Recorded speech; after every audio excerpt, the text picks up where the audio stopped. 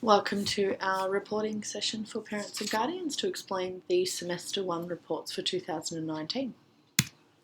The purpose of today's discussion is around the reporting guidelines for Holy Name. And by the end of the presentation, you should understand the system guidelines for reporting and know how to know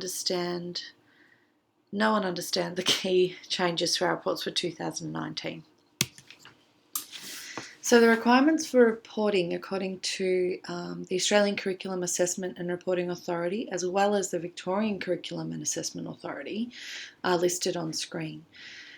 As per usual, schools provide a report for students at least 2 times a year, one in semester 1 and one in semester 2. Reports are provided in an accessible format and are easy to understand for parents and carers. Also, schools must report on an approved curriculum framework, which will be discussed shortly. The curriculum framework for reporting at Holy Name is made up of 2 parts. So we have religious education, English, mathematics and science, which we report on annually, and we have the other curriculum areas which involve the capabilities, which are personal and social learning, critical creative thinking, interpersonal capabilities and ethical capabilities, as well as the technologies, including digital technologies and design and tech. The arts, which involve our specialist subjects, visual arts and performing arts, and the humanities, which include geography, history, civics and citizenship, and economics and business. These areas are reported on over a 2-year cycle, may come up on the report this semester, depending on the inquiry units that are taught in each year level. On this slide, you'll see a visual representation of what I have just said. Some of them are reported on annually and some biannually. The layout of the report has not changed. You will see that on the first page there is a general comment outlining your child's personal and social learning capabilities, how they've settled into school, anything that the teacher wishes to inform you about, their leadership roles or anything like that. You'll also see a general assessment for work habits and behaviour, which is pretty common. And you'll also find the attendance, which is automatically calculated and added to the report from our Informer. Some of the checklist tables remain the same for areas in inquiry subjects, religion and our specialists. This is the same as the last couple of years. We have a 5-point scale for this area, and we also have a box that says that the child was absent from the learning of this outcome. You can see this in the religious education report. The layout again of each curriculum area is very similar to what you have seen in 2018. You'll have a progression point and you'll have the skills listed underneath. For the religious education report, we have we now have an aggregate of 3 strands in RE. So we have been asked to report against knowledge and understanding, reasoning and responding, and the personal and communal engagement. So these 3 strands make up the average score for the child's progression point, which is listed above. Previously, we have only reported on religious education as 1 strand and given 1 progression point. Now we give the 3 scores and they are aggregated to give 1 progression point. The new checklist tables, which is the biggest change for our reporting this year, only exist for English and mathematics. This is a 3-point scale, not a 5-point scale, and we have removed the absent from teaching. This, as listed on screen, says that the children are given a score which shows that the skill has been achieved with support, that the skill is developing, so that they are working towards the achievement of a skill, and that the skill has been achieved, that the child then demonstrates full independent mastery of the skill expected at this time of the year. For English and mathematics, we do report against all 3 strands. So in English, we report on reading and viewing, writing and speaking and listening. And for mathematics, we do report on number and algebra, measurement and geometry, and statistics and probability. The layout, again, is very similar to what you have seen already. We have a progression point, which shows the indicator of progress for the 3 strands. And you'll notice on reports from the year levels 1 and above, there is also a little white dot which shows the movement and the progress from the previous achievement score. You'll see this in a later slide. The skills that are being used in the areas of English and mathematics are personalised to your child. Again, this is a big change for us at Holy Name.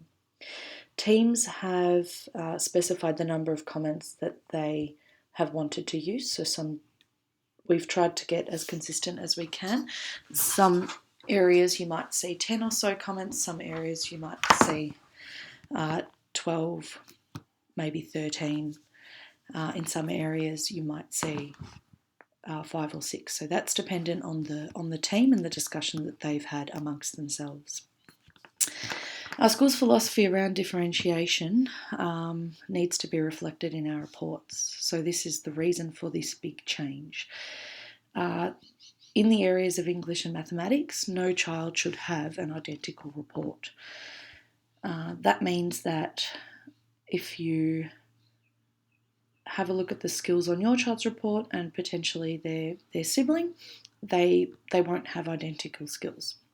They may have some similarities, as there are some things that are taught, or there are some explicit foci that are taught to multiple children, but across the board they should be quite differentiated.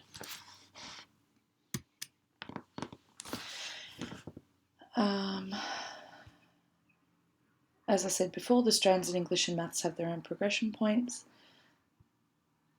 The biggest thing about the progression points for English and mathematics is they should not come as a surprise for parents. If you'd like to talk to us about the report, you're more than welcome to come and meet with us so that we can discuss your child's progression point at length.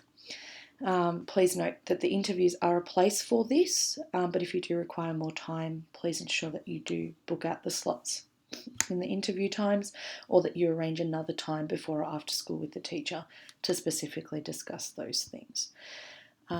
It's very important for us to work as a team so that we can show the progression of learning for your child, and also so that we can target them specifically at their need. Another area in the reporting which may not be evident for everyone, but only for students who are learning English as an additional language, will come up in some reports. This looks a little bit different, as the area of English is then, it's not skills-based, it's not checklist-based, it's actually a general comment. So, as I said, this is a small number of students at our school, and they are also mapped on a different continuum. So it's no longer the Victorian curriculum F to 10 continuum, it becomes the English as an additional language continuum, which is divided into 2 parts of Stage A and Stage B. So Stage A is for the early years and Stage B is for the middle and senior years across prep to year 12. There are 3 strands for English as an additional language, similar to the 3 strands in our English framework, which are reading, writing, and speaking and listening. These comments are coming from that continuum and are explicit to the child who is learning English at that time. You may also see this in your child's report, which is a 4-point scale. This will exist for the technologies and the capabilities. It's very similar to the initial 5-point scale, with one minor difference, that there is no absent from teaching. So again, this will come up in the capabilities, which are personal and social learning, ethical, intercultural, and critical and creative thinking. This semester, all teachers are reporting on digital technologies, but there is no progression point towards design and technology. The capabilities relate to the social and personal learning skills that we explicitly teach and integrate into our curriculum. So you'll notice that these skills have to do with the child's ability to work with others, regulate themselves as learners, communicate their needs and wants, collaborate with their peers and their teachers, and other such things. Another key change that we are hoping to be able to do by the end of this reporting period is to put our reports online on a system called the Parent Portal. What this means is that you will have access to your children's reports digitally. For semester 1, we will most likely be printing the reports for parents, and then hopefully have them online. But as we move into semester 2 and then 2020, we will only be putting the reports up on the Parent Portal. However, if there are families that cannot access technology for any one reason, we are more than happy to print reports for them so that they are accessible to them. One of the beautiful things about the Parent Portal is that it is specifically for the parent. So if you have more than one child at Holy Name, you will have access to all the reports for your children in that portal. They can be archived for you to access at other times. So if you need another report for something else later on in the year, you can go back in yourself, download it and print it. Again, if you need support with that from the school, we're more than happy to provide it, but it is an easier way for you to access your children's report. Thanks for listening.